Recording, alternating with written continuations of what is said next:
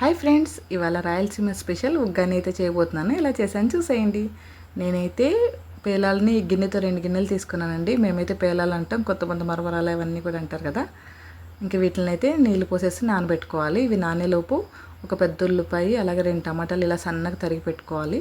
అలాగే పచ్చిమిర్చి, కరివేపాకు పేస్ట్ అండి, ఇది కొత్తిమీర ఇలా కట్ చేసేసి పెట్టుకోవాలి. తర్వాత ఒక మిక్సీ జార్ తీసుకుని దాంట్లో 3 ఎండుమిరకాయలు, చిన్న కొబ్బరి ముక్క, 2 గుప్పుల పుట్నాల పప్పు వేసేసి మిక్సీ పట్టి పక్కన పెట్టుకోవాలి. ఇప్పుడు పేలాలు నానిపోతాయి. ఇవన్నీ చేసేలోపు ఇట్లా నానిన తర్వాత ఈ పేలాల్లో కొంచెం వాటర్ పిండేసి ఇట్లా గిన్నెలో వేసి పెట్టుకోవాలి. ఇవన్నీ ఇలా వేసేసుకున్న తర్వాత దీంట్లో సరిపడా సాల్ట్ వేసేసుకుని ఇలా ఒకసారి కలిపేసి పక్కన పెట్టుకోవాలి. స్టవ్ ఆన్ చేసేసి గిన్నె పెట్టుకుని దాంట్లో ఒక 3 స్పూన్ల ఆయిల్ వేసుకోవాలండి. కొంచెం ఆయిల్ పడుతుంది దీంట్లో. తర్వాత తాలింపులో ఆవాలు, జీలకర్ర వేసేసుకుని సన్నగా తరిగిన ఉల్లిపాయలు కూడా వేసేసుకుని మంచిగా దూరగా వేయించుకోవాలి.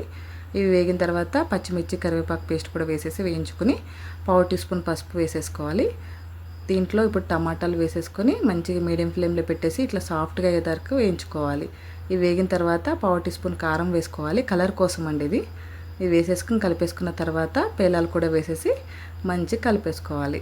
ఇప్పుడు దీంట్లోనే మనం మిక్సీ పట్టుకున్న పుట్నాల పొడి కూడా వేసేసి మంచిగా మిక్స్ అయ్యేటట్టు బాగా పుట్నాల పొడి మంచిగా మిక్స్ అయ్యేటట్టు కలిపేసుకోవాలి. ఇలా కలుపుకున్న తర్వాత ఫైనల్గా తరిగిన కొత్తిమీర కూడా వేసేసుకొని మంచిగా కలిపేస్తే అంతే, ఎంతో టేస్టీగా ఉండే ఉగ్గాని అయితే రెడీ అయిపోయింది. ఇది అయితే మా ఇంట్లో వాళ్ళకైతే చాలా ఇష్టం అండి, చాలా బాగా ఇష్టపడతారు ఇది చేస్తే. ఒకసారి మీరు కూడా ట్రై చేయండి. మీకు నచ్చితే కనుక మీ ఫ్రెండ్స్ అండ్ ఫ్యామిలీకి కూడా షేర్ చేయండి. అలాగే ఈ వీడియో నచ్చితే like and subscribe to my channel. Thank you for watching. Me Shweta.